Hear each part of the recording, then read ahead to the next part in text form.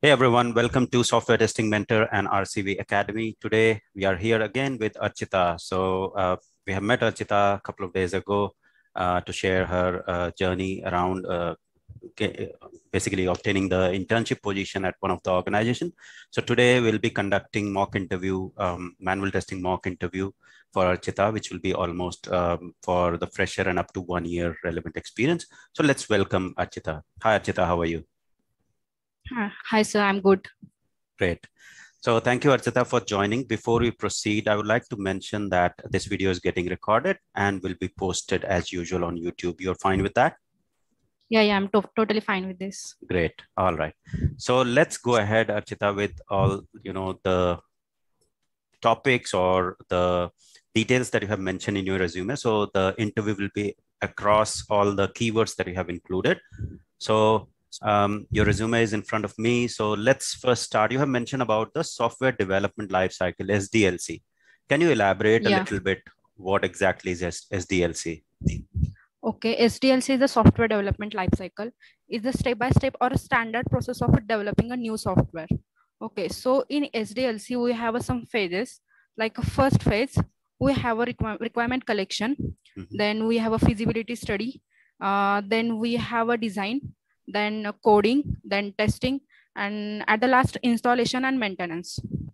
Right. So can you, so good understanding there in terms of, like those phases. Do you also know which development methodology these phases belong to? Like you would have learned about different development methodologies. Are you aware of different development methodologies as like waterfall, V, and have you read anything like that? Yeah. Yes. So these phases, which development methodology correlate nearest to these phases that you have mentioned? Okay, so Agile methodology. Okay, Agile is very different as compared to this. So this is, all these phases are basically, coming from the waterfall methodology. Okay, it's a basic model. So it's waterfall. So basic, waterfall. So basically all those phases that you have, requirement and things like that. So all of those phases were part of the waterfall. And then there were various challenges which teams need to address. And that's where new development methodologies came in picture, like V model and others. So have you also read about some of the challenges or the disadvantages that were there in waterfall development methodology or with this phased approach that you have just mentioned? Yeah, actually in waterfall model, if there is a requirement change, we cannot change the requirement after our feasibility study is done. So we have to wait for the further process completion and then we can change the requirement. So at that moment, it's required more time consuming. It is more time consuming. And also the customer need to wait for the product completion. Right. They didn't get the product at the earlier stage. So there is a drawback of waterfall model. Absolutely. Yeah, great. Okay, so you mentioned about the disadvantage that there was the issue of late delivery or the customer used to get the end software in very late phases. And it was very phased approach, right? Yeah. So to overcome that, the issues, which model came in picture or which development methodology was again? After that, there is after that there is so many models like a spiral model, prototype model, and then at the last we have a V&V and agile model. But there is also some drawback about the spiral, prototype, and V&V. So we go for the agile model, right, to overcome all the drawback of all these models.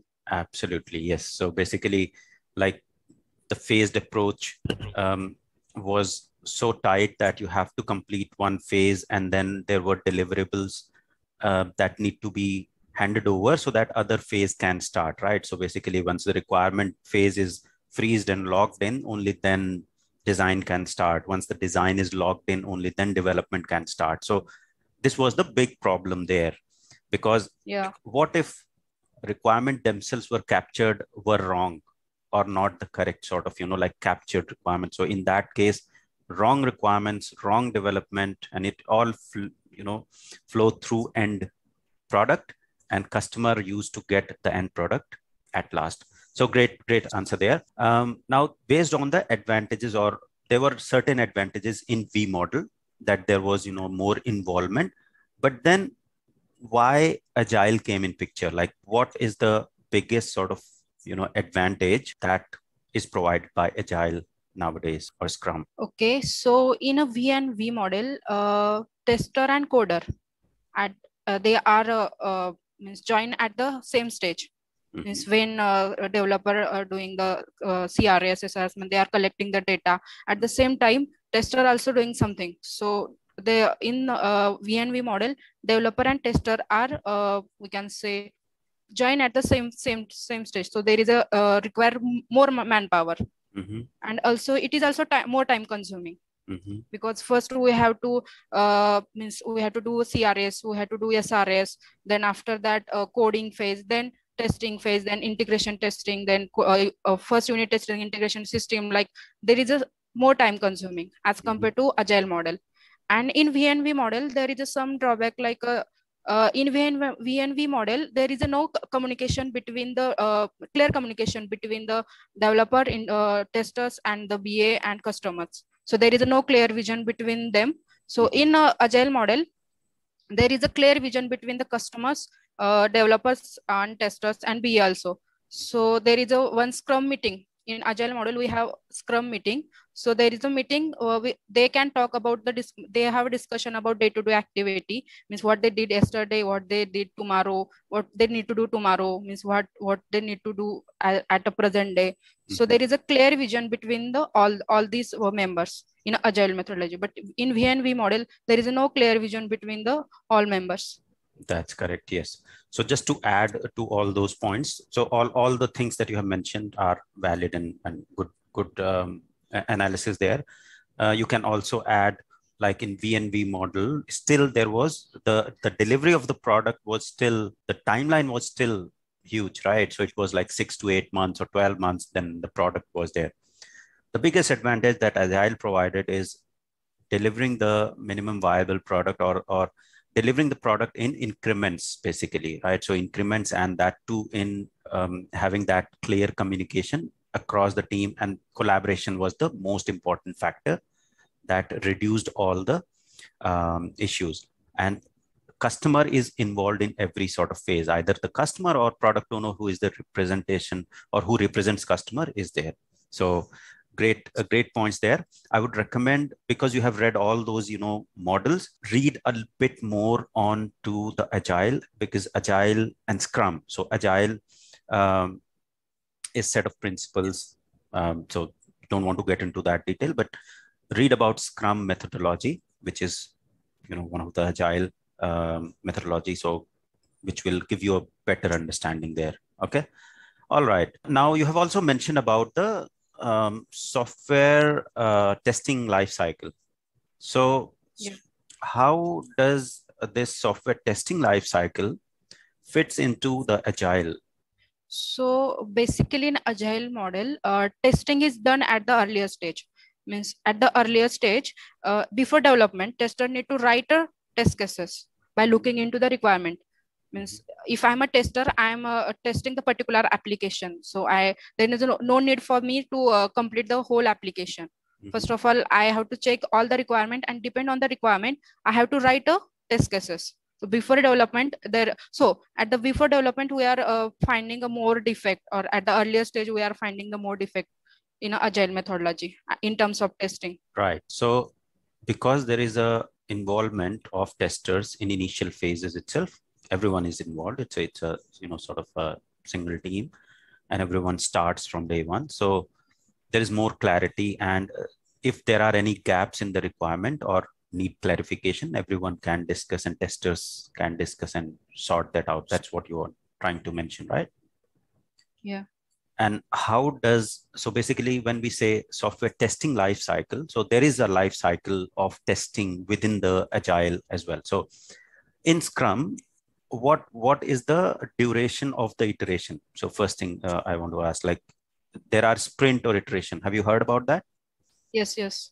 So what is usual sort of duration, recommended one? Basically, there is a sprint of 2 weeks, or depend on the company standard. Sprint will be like a 2 weeks or more than 2 weeks. Yeah. So like the duration 2 to 4 weeks. Yeah. Yeah. Okay. So usually some companies do like 1 week as well, but 1 week is not recommended. It's more of like depend on the company standard. Prototyping things, but usually it's most of the 90% of places sort of 2 weeks, 2 to 4 weeks.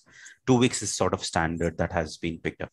Now, how does testing lifecycle fit within this 2 week? So there is some sort of activities, right? When we say testing lifecycle, as you mentioned about the development lifecycle, there is testing lifecycle as well, right? So how does it fit? So you mentioned that in the initial phases, testers get involved and they try to find any sort of documentation requirement defect. What else do they do in these 2 weeks? Any idea? Okay.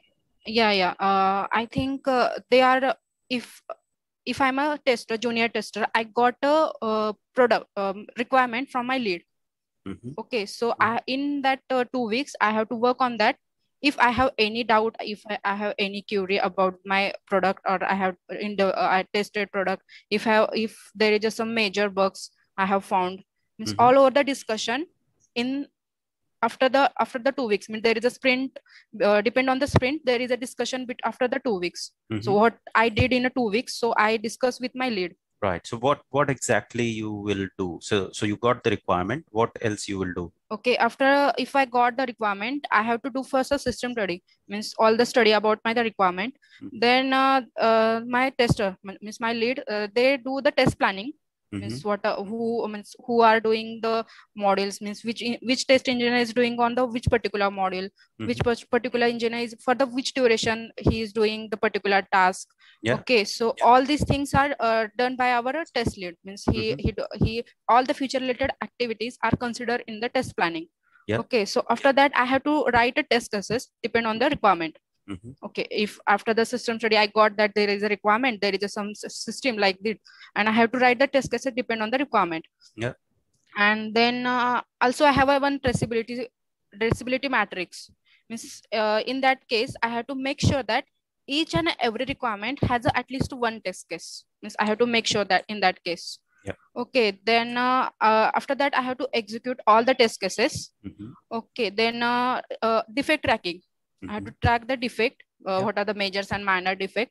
And then there is some test case execution report, means at that report we have to there is a meeting between the lead and the testers. That means they have discussed about the what are the defect they got, what are the major defects, what are the defect are fixed, means status of the defect. So all these things of test cases are discussed in the test case execution meeting.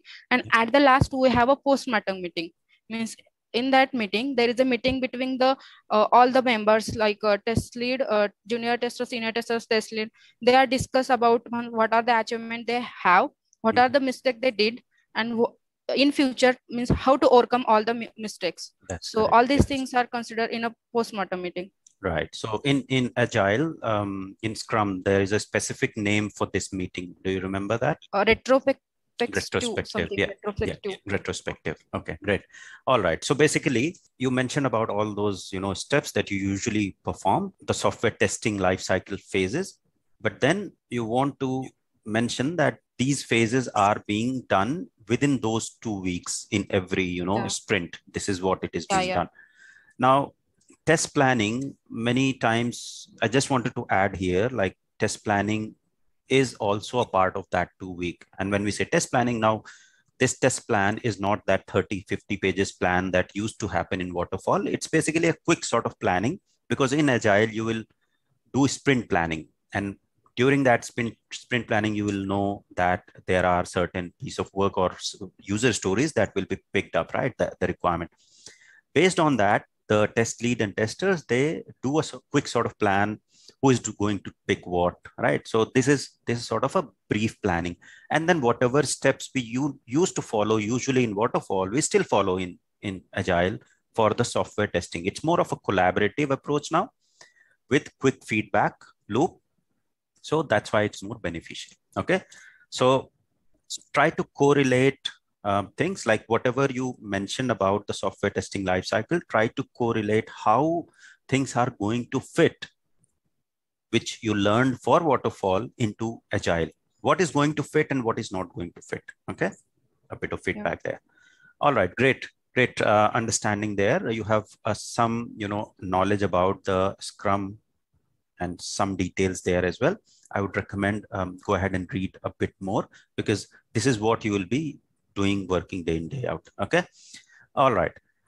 Now, there is something you mentioned about the bugs as well. Now, I'm taking an example of, Agile, or it doesn't matter which methodology you are following. Most of the cases you will follow Agile. So in Agile, when we say bug lifecycle, what do you understand about bug lifecycle? When we say, what are different phases and what do you do? Okay, so in a if I found a bug, and at that case I mention that bug as a open or a new, and then I have to assign this bug as a for a developer. Then developer need to fix the bug. Then after fixing, I have to do a retesting of that particular application. Yeah. Okay, then if the bug is resolved, then the status of that retesting is a close. If the bug is not resolved, the status of that bug, means that application, is a reopen. Okay, after that reopening, if the bug is not reproducible, then I got the message from my developer that bug is not reproducible. Okay, and also the bug is already mentioned by my another colleague, or before some day I have already tested the application and I raised the bug before some days for that same test developer. So they can call it as a duplicate. Okay, so they are given me a status back after reopening the bug. Right. Yeah. Okay, great. So you covered some of the very key points in the bug lifecycle and the statuses. Now, these are some of the standard phases that will definitely be there in the bug lifecycle. Now, when I say this bug lifecycle, why is it important? Okay, to overcome the means to resolve the bug. That's fine. I mean, bug lifecycle is a step-by-step process. Nah? So here we are resolve the bug in step-by-step process. Right. It's more manageable, right? I can also, when I find a defect, I can email it to developer, fix this with the screenshot. Why is that email not a good approach, and a bug lifecycle and a tool is a good approach? Okay, as per the testing standard, we can say as a company standard, there is a bug lifecycle is also a standard process or a step-by-step process. Right. As a tester, we need to follow this. Right. So here you can just mention like it will make things smooth and manageable, right? Because email back and forth is not manageable.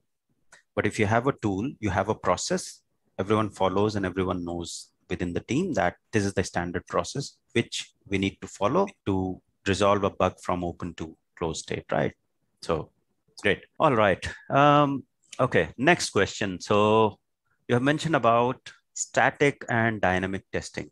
So what is the difference between static and dynamic testing? Okay, static testing is the process of a verification, and dynamic testing is the process of a validation. Okay, so static testing is done before the execution, code execution, and dynamic testing is done after the code execution. So in static testing, we no need to develop a whole code. So in static testing, we found the defect at the earlier stage. In dynamics testing, we have to wait for the development, and then after that, we have to we have to prevent the bug. So there is a main advantage of the static testing means we have here we are finding the more defect at the earlier stage. Right. So static. Okay, and in a static testing, we have a means walkthrough, inspect and review.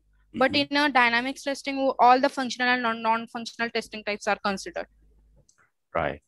So basically, you execute the software, say for example, the application, and then when you actually launch it and do certain actions, that's what dynamic testing is.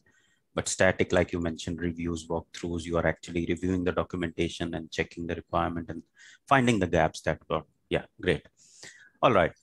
So you mentioned about functional and non-functional testing as well just now in your answer. So what is the difference between functional and non-functional testing? Yeah, functional testing means here we are testing the basic functionality of an application is working fine or not as per the requirement. But In non-functional testing, we are testing the application above the requirement, means not looking into the requirement. And in a functional testing, it's defined the behavioral of an application, but non-functional testing is define the performance of an application. Okay, in a functional testing, it's depend on the customer requirement. All the things are considered in a functional requirement, but in a non-functional testing, it depend on the customer expectations. That's correct. Yes. Yeah. And functional testing, we have some types of functional testing, like system testing, unit testing, integration testing, acceptance testing are the types of functional testing. But types of non-functional testings are performance testing, load, stress, spike testing, and security testing, web security testing, like non-functional testings. Great. Yeah, that's good. So basically anything which is, all right, I won't say anything. Can you give me an example of a non-functional aspect of an application that say, for example, there is a website, there is a flipkart.com. Okay. I've asked you to test it. What is one of the non-functional aspect that you will test for? Okay. First, I have to do it for the also performance testing and the web security testing. Means I have to test the load. I have to do a load testing. I have to do a stress scalability testing. I have to do its volume testing. It's a spike testing. So, and also do so when you mention that you'll do, performance, what attribute you will check? Say I check. Yeah. Yes, I check its a response time. Is it responding very well or not? Means it's a stability. It is capable to handle the more users at the same time. And it's a load. Means how many load it will take. Absolutely. Yes. Great. That's what I wanted to hear. Okay. Now for the same website, I asked you to test registration functionality. So what do you understand when I say test the registration functionality, Archita? Here are the user stories for registration functionality. Go ahead and test it. So generally, just give me a brief. In terms of performance testing. Not performance, functional. Now we are back to functional. Okay, so for a functional testing means I have to explain that whole data flow, means like how I register, then it's just one test case for registration. Like you have the requirement, you have to test registration. What steps you will follow? Just 2-3 steps that you will follow. In terms of a test cases, na? Yes. Okay, so for the registration page, if I register, means I open the link, I open the site, and in the registration page, I have first box, login box or a name. In that name, the scenario of the name is like, is it like it's only a alphabetic character? No, and at the negative, in case of a negative scenario, I have to check it with a alphanumeric character, number character, symbolic character. That's this wise. Right. Yeah.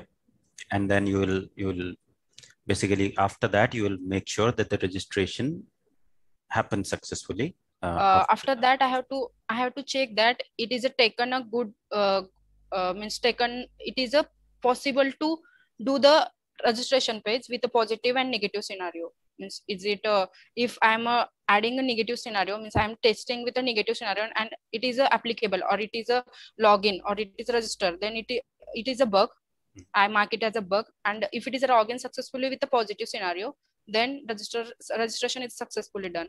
Right. Okay. All right. So you can improve a little bit here because you are mixing up login and registration together. Okay. So that's fine. Registration and login is both are different. Registration, in registration, we have all the things about name, our mobile number, address. Yeah. And before you actually, I would recommend, before you actually start explaining that what steps you will perform, it's good that you clarify the requirement. Whenever somebody asks you to write the test case or explain the test case, and I gave you a requirement of registration, just cross question me or the interviewer, like, okay, can you elaborate a little bit? What sort of fields will be there on the registration page? What if there are, first name, last name, and then register button or date of birth, then what will be the valid and invalid values for that? So those questions will give you a better clarity. So the point here is to clarify the requirement, because I'm not testing here how you will go ahead and write the test case. I'm testing here whether you will be, you are looking for the proper outcome in terms of requirement from me as a product owner or, right, or a business analyst. Okay, great. But overall, like the steps are okay, but need to refine things there. Okay. All right. You have also mentioned about the white box testing, right? So what do you understand by white box testing? In white box testing, the code is invisible for me. If I am a tester, code is visible for me. Means it is also called as a clear box or a glass box testing. Means all the implementation details are known to me, and I have to do the testing in a white box testing. And the type of the white box testing is a unit testing. Means most of the time developer do the white box testing. That's correct. Yes. Yes. So there are many different approaches, but usually in my whole career, I haven't done white box testing. So it's mostly done by developers, or if you're actually a white box tester, you are very close to developer. Okay, so it won't usually come. But in terms of knowing what white box testing is and what coverage is, so I would recommend reading a bit more, because you will get a lot of different white box techniques as well, testing techniques that you can just theoretically just go ahead and read. Okay, all right. Now on the same note, there is a black box testing. So what, just name few black box test design technique, just one or two that you are aware of. Okay, first is a equivalence class partitioning and a boundary value analysis. Right. Can you explain a little bit about boundary value analysis? Okay, in a boundary value analysis, here we are testing the boundary value of invalid and valid inputs. For example, suppose my requirement says that it will take the value from 10 to 20 only. Okay, so I have to make A as a boundary, 10 as a boundary, and 20 as a B boundary. So as per the boundary value analysis, my rule says that I have to do A -1. I have to test the application with A -1 and A +1. Means I have to test the application with 10. 10 plus 1 is 11. 10 minus 1 is 9. And 20 plus 1 is 21, 19, and 20. Right. So I have to test the application with all these scenarios, all these inputs, valid inputs. Right. And with this, like principle, like why do you think that when we say that we just need to test the boundary and not exhaustive, like why does it, you test it for 10, you test it for 11, and then you test it for 19, 20, right? And then 21. So why not everything in between? Because testing all the things is more time consuming, first thing. Okay, it is also as a exhaustive testing. This testing is all the things are not possible. And also if we are testing this 21, 22, we get the same result. We know that there is a number. We are testing in between the 10 and 20. We're testing with a one valid input, like a 11 and 19. Is it correct, or it is responding positively? Then there is no need to test the application with another valid inputs. That's correct. Yeah, because it's more, like logical partitions, right? So a partition, when you said between 10 to 20, the values in between will be kind of similar, will behave similar for that partition, right? It doesn't matter you put all the values or you just put, like the boundary value. So that's why. Great. Okay. Now there is something else. Okay. You mentioned about, exhaustive testing is not possible. Yes. So that's why, you have these test design techniques. So you can test in a better way rather than randomly testing. Now, with this approach, with equivalence partitioning, boundary value analysis, with these techniques, you know that you are covering the most of the partitions and boundaries and not randomly testing. Okay, great. The next thing is about user acceptance testing. Okay, so what is user acceptance testing? Okay, so acceptance testing means we are testing the application in front of a customer, or we are testing the application before the product release to the customer. Means before the delivering the product to the customer, we have to do the acceptance testing. For example, if I'm a tester, I have to do the acceptance testing in front of a customer. Okay, so I have, in that case, I have to explain all the application in front of a customers. I have to give them a demo with a real-time scenario so they can understand what is the system exactly. And I have to explain that how we are fulfill all the requirement in terms of that application. So all these things are under the acceptance testing. Means before releasing the product to the customer, we have to do the testing. That's correct. Basically, whether it's fit for use or whether it actually fulfills the end user's requirement or the customer's requirement, to ensure that you do user acceptance testing, right? Yeah. And like when do you usually perform user acceptance testing? After which phase? Okay, after system integration That's testing. Sorry, system testing. Yeah, we have to system do testing, system integration testing. So even these system testing and system integration testing. So mostly you will see people using system integration testing. There is a fine difference there, which you can go ahead and read. But usually when you'll go into the project, you will understand that system testing and SIT. So after SIT, system integration testing, is when UAT. When we say system integration testing, it's basically the system that you have tested. So if, say, for example, you are testing an independent system and the modules are integrated and your system is independent, that system testing, basically you can say SIT as well. And that's why these two terms are interchangeably used. But then as system integration testing is one system integrating to third party or other systems, right? So that's where system integration testing comes in picture. And usually most of the projects that you will do, it will have multiple systems, third-party systems integration. So that happens first and then UAT. Great. All right. Now, have you heard about the traceability metrics? Yeah. Okay. Why is traceability metrics important? Okay. So I already told you that in our Sdlc that in traceability metrics, we have to make sure that all the test cases that I have written, it's at least all the requirement have at least one test cases. Means for example, I have a 3 requirement.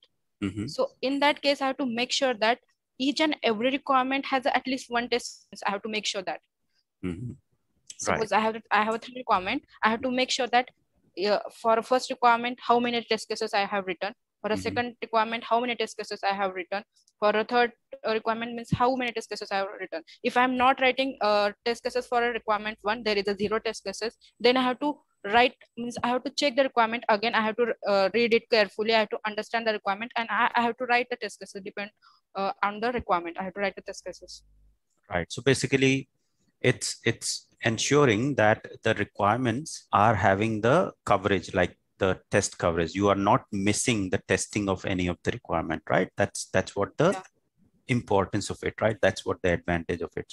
So you can quickly see which requirements have the respective test cases and which are not missed, right? With this. So when you say traceability matrix, is basically nothing but the linkage between requirement and the test cases, right? Or the defect. So you know that this requirement or this user story has test cases documented and this one doesn't have, right? Yeah. Okay, great. What do you understand by test environment? Test environment. Yeah. Actually, for my information, it's in all over the environment about the testing. Like what are the test cases we are written, which particular model we are using for the defect, means for the defect tracking, means which particular tool we are referred for storing a defect. No, that's not correct. So when we say test environment, say for example, you are testing application, let's take Amazon.com. Okay.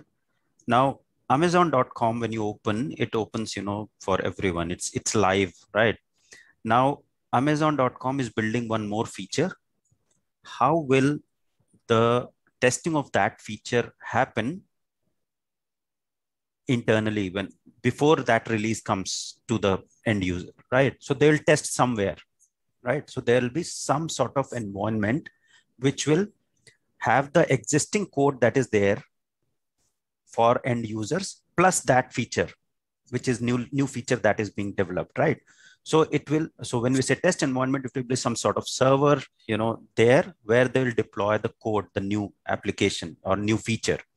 And internal users or internal testers and team will launch it and test it. So that's what, basically the test environment is. When you go into any project, it will be, different test environment. There could be multiple test environments within the project. So there could be a test environment for system integration testing. There will be test environment for user acceptance testing.